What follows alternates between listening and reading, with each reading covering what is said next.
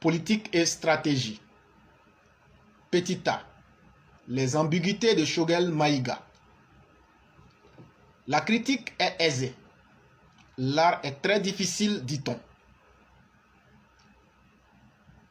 Par la théorie critique, nous voulons révéler et mettre en question les présupposées doctrines de son pays souverain et l'ingratitude qui fonde les pires prises de position de l'actuel Premier ministre du Mali contre ses bienfaiteurs occidentaux et africains. Quand on fait appel aux Russes pour les substituer aux Occidentaux, où est donc la souveraineté? Quand on ne veut pas et on ne peut pas trouver une alternative nationale à l'approvisionnement énergétique que la Côte d'Ivoire fournit au Mali, les Maliens peuvent-ils parler de souveraineté? Quand on est incapable de reconnaître les bienfaits provenant des autres, comment doit-on être qualifié si ce n'est que d'individus foncièrement ingrats? Alors, notre approche consiste à identifier les rituels ou les pratiques auxquelles Choguel Maïga s'adonne qui tendent à dépasser la lecture officielle des idéologies souverainistes qu'il soutiendrait, pour permettre de comprendre les conflits d'intérêts qu'il dissimule dans l'ombre du rejet des Français et le prétexte des supposés mercenaires ou terroristes ivoiriens. Le but est de susciter l'espoir du peuple malien, à croire en son courage pour mener la lutte d'une révolution libératrice des circonstances de leur asservissement, en espérant par ailleurs recevoir d'eux la reconnaissance et le soutien nécessaires dans le futur présidentiel. Entre-temps, Franklin Nyamsi, qui n'a pas été tendre avec Assimi Goïta pour l'avoir jugé d'incompétent à être le futur président malien, a prophétisé que la libération de l'Afrique viendra du Mali. C'est à croire qu'il cajole le Premier ministre Choguel Maïga pour acquérir son parrainage en vue de s'en servir pour asseoir une base arrière s'il parvenait à prendre le pouvoir. Petit b. Le positionnement recherché par Choguel Maïga dans la conscience collective malienne. Faisant sien de l'héritage du parti de l'ex-dictateur Moussa Traoré, dont le nom rappelle la mort aux Maliens et en général, pour bâtir son parti politique sur les cendres du MPR, ex-parti de Moussa Traoré, interroge notre conscience sur le souvenir qu'il voulait rappeler à ce peuple. Hitler a des adeptes, mais personne ne veut prendre son nom en souvenir. Et cette métaphore renvoie au type de personnage que peut cacher Choguel Bokala Maïga. Ce héros des temps calmes, qui ne pesait que 3% de l'électorat avant le coup d'État contre Ibeka, est tout sauf un démocrate. Tous ceux qui l'ont critiqué ont fait un tour en prison. Boubei Maïga en est même mort. Depuis, sa pratique consiste à mettre les Maliens progressivement dans une prison sans mur, où personne ne songerait à s'évader. Et cela au nom de faux prétextes idéologiques communistes. Choguel Maïga, depuis qu'il a été nommé Premier ministre dans le gouvernement de la junte, il manœuvre à se percevoir comme un homme particulier de la société malienne, s'arroge le coffre de révolutionnaire de la société en ayant pris conscience progressivement des besoins de construction d'une personnalité politique sur laquelle les Maliens peuvent compter. Dès lors, c'est au travers des réactions contre tous les partenaires emblématiques du Mali, des gouvernements précédents légitimes, comme ceux d'Alpha Konaré, de ATT et de IBK que Choguel Maïga va surfer sur les lignes de rupture avec les Français, ceux à qui les populistes ont fait adosser le dossard du malheur des masses laborieuses francophones africaines. Petit C. Les complices de Choguel Maïga dans sa lutte et leurs pratiques. Les appuis de Choguel Maïga, constitués de renégats ivoiriens, camerounais, considèrent que chaque sujet social doit être présenté comme une critique antisociale du système capitaliste français. Ensuite, toute attaque contre le Mali doit être qualifiée et réputée venir du bouc émissaire qu'est la Côte d'Ivoire, dans le seul but d'accentuer la haine entre les peuples et de tenir en laisse, par ailleurs, Assimi Goïta, qui privilégie les recours à la diplomatie afin de libérer nos soldats en l'exposant comme le maillon faible au Mali.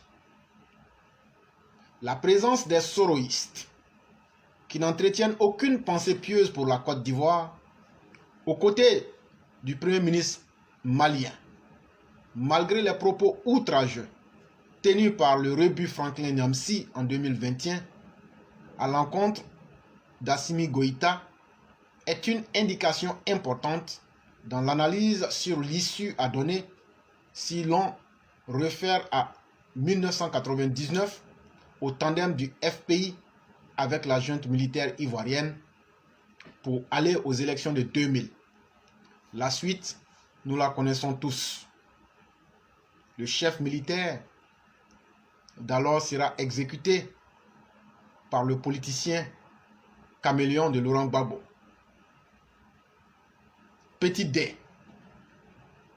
La complicité dans le marxisme entre Choguel Maïga et les soroïstes. Choguel Bokala Maïga est un pur produit de la Russie, idéologiquement et philosophiquement, pour y avoir étudié, en plus de ses rapprochements actuels avec le régime de Moscou. Marxistes qu'ils sont, Choguel et ses conspirationnistes soroïstes appliquent cette idéologie en comptant sur un éventuel mécontentement des masses populaires qui conduirait à la solidarité collective de sorte à pousser à une révolte. Toute chose qu'ils implorent de tous leurs vœux pour parvenir à prendre le dessus sur l'espace politique malien. La mayonnaise semble prendre si l'on s'en tient aux récriminations générales des populations maliennes à l'égard de la Côte d'Ivoire, à en croire aux dernières attaques du camp de Kati. Les soroïstes tournent en dérision le peuple malien pour tenter de faire croire que la raison serait la détention de nos 49 soldats ivoiriens. Il résulte de ces assemblages successifs des événements une étroite ligature de la politisation tendancieuse des relations entre la Côte d'Ivoire et le Mali et une division des opinions publiques maliennes sur la question de sécurité du peuple malien grâce au sabotage et aux mensonges répétés de Franklin Nyamsi dont le but est trouver aux soroïstes un asile sous la protection de l'Empire russe au Mali. Petit e. Les multiples approches des plans soroïstes. Signe que la capacité de nuisance de la sorosphère est en gestation, à la recherche de l'asile malien, bénéficier de sa protection pour asseoir les fondements de leur base arrière. Dans des récentes vidéos, nous avons constaté Ben Souk et Franklin Nyamsi à Bamako, dans un hôtel, faire des déclarations pour nous narguer, en qualifiant cette ville de la capitale de l'Afrique des libertés, au mépris de la détention des soldats ivoiriens par leur hôte geôlier.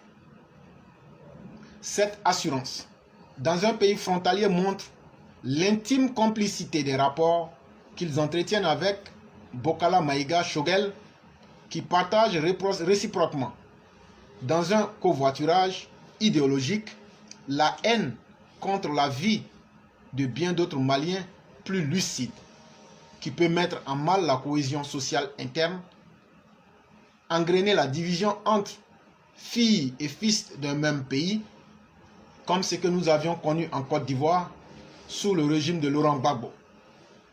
Les soroïstes, dont Franklin Nyamsi, l'incitateur attitré, est dans un rôle pour faire croire à un programme de déstabilisation contre le Mali afin de préparer les conditions d'une révolte grâce à des permanences de propos acerbes contre le régime d'Abidjan. Le dernier en date est la rocambolesque histoire d'une attestation de résidence ivoirienne délivrée en 2018 à un ressortissant malien dont, d'ordinaire, la validité ne peut pas excéder 6 mois. Autrement dit, elle n'est plus d'aucune utilité pour servir de preuve en 2022. A fortiori, servir de preuve d'identité pour justifier de la complicité d'un Ivoirien dans une attaque terroriste au Mali. Tout criminel a une identité. Aucun pays n'est responsable des crimes de son natif. À plus forte raison, un ressortissant étranger malien, détenteur d'une attestation de résidence expirée. C'est tout simplement un raisonnement d'idiot et d'analphabète de la part des autorités maliennes. Petit F. Le proxénétisme intellectuel de Franklin Nyamsi, l'isolement, l'abandon, la méchanceté sont des champs de bataille qui ont leurs héros, tels que les soroïstes. Des héros obscurs et virtuels sur le terrain des réseaux sociaux comme Franklin Nyamsi, et malheureux sont les pays qui en font leurs défenseurs. Ce personnage subjectif et ambigu mène une vie sans paix ni de liberté intérieure, volage subjectivement au gré de ses intérêts, sans emploi depuis pratiquement 1 an. Il est obligé de faire du proxénétisme intellectuel comme des marchands d'armes clandestins afin de survivre. Pour cela, le Franklin Nyamsi invente des stéréotypes contre la Côte d'Ivoire et contre la France notamment, qui font le bonheur de Choguel Bokala Maïga, son protecteur qui en a besoin pour motiver sa fidélité aux abonnés populistes. En conclusion, Choguel Bokala Maïga est forcément dans un plan de révolte politique, tentant à prouver la faiblesse d'Assimi Goïta, qui est plutôt favorable à une sortie de crise diplomatique dans l'affaire des soldats ivoiriens pour parvenir à reproduire le contexte de l'élection présidentielle en Côte d'Ivoire qui a opposé Laurent Gbagbo à Guy Robert en 2000 en comptant sur l'expertise cynique des soroïstes. Sinon, comment comprendre l'anachronisme dans les approches et les faits des deux hommes qui dirigent l'avenir politique et l'avenir de défense du Mali, entreprendre des actions dissonantes sur un même sujet où Assimi Goïta privilégie la médiation et paradoxalement, M. Bokala Maïga Choguel cautionne la thèse marxiste populiste à travers des discours enflammés de Franklin Nyamsi et consorts à partir du territoire malien. Mais que fait l'État de Côte d'Ivoire pour que de telles accusations gratuites, diffamatoires, si graves contre lui cessent, pour le bonheur moral du peuple ivoirien, respectueux de l'humanité? C'était un texte et une analyse politique de notre aîné bien-aimé, M. Koulibaly Khalil, qui réside au Canada. Nous lui disons merci. C'est une exclusivité, comme c'est la marque même de cette plateforme. Ici, toute personne capable d'écrire des analyses intellectuelles, comme moi-même j'en fais, comme Madame Blanc en fait, nous ne lisons pas seulement les articles des journaux, nous ne lisons que les articles des journaux très importants, mais nous faisons nous-mêmes nos propres analyses que nous proposons à nos auditeurs Je dis merci à tous ceux qui se prêtent à ce jeu-là. Et je dis tous ceux encore qui ont la capacité de pouvoir faire des analyses politiques et qui veulent qu'on puisse bien les lire. On pourra vous lire si vous nous faites parvenir vos différents textes. Ce sera avec beaucoup de plaisir qu'on va vous lire. Je dis merci.